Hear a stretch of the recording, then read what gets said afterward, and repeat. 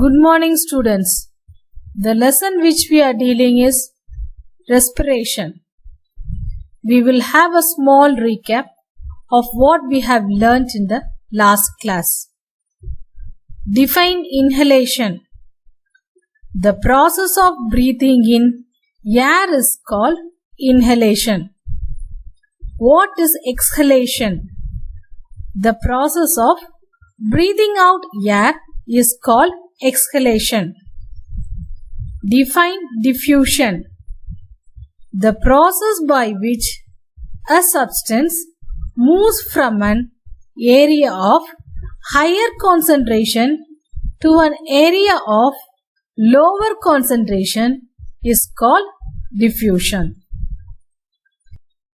What is a bronchiole? In the lungs, bronchi branch into smaller tubes known as bronchioles. Can you explain the process of inhalation? During inhalation, the muscles present between the ribs contract and move the ribs upwards and outwards. The diaphragm contracts and becomes flat.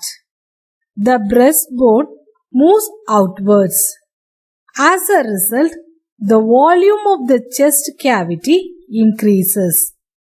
This lowers the pressure in the lungs and the air from outside the body flows into the lungs. Can you explain the process of exhalation? During exhalation, the muscles between the ribs relax and the ribs and the breastbone returns to their original position. The diaphragm also relaxes and becomes dome-shaped. As a result, the volume of the chest cavity decreases. This decreases the pressure inside the lungs and forces the air out of the lungs. In this video, we will make a model of lungs in order to study how they work. Materials required to make this model are balloon, bell jar, rubber sheet, glass tube or straw, one-hole rubber cork and thread. To do this activity, take a bell jar and cover the bottom of the bell jar tightly with a rubber sheet as shown in this figure.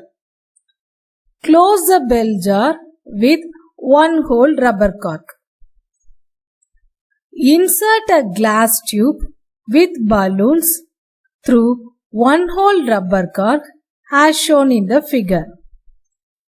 Make sure that the cavity inside the bell jar is airtight.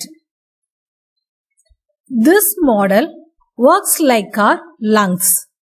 Now, pull the rubber sheet down carefully. What do you observe? When you pull the rubber sheet down, the volume of the cavity increases. This decreases the pressure inside the bell jar. Air from the atmosphere rushes in through the glass tube to equalize the pressure and cause the balloon to inflate. Now, allow the rubber sheet to go back to the original position. The volume in the bell jar decreases and the pressure inside the bell jar increases. As the pressure is increased, air rushes out, causing the balloon to deflate.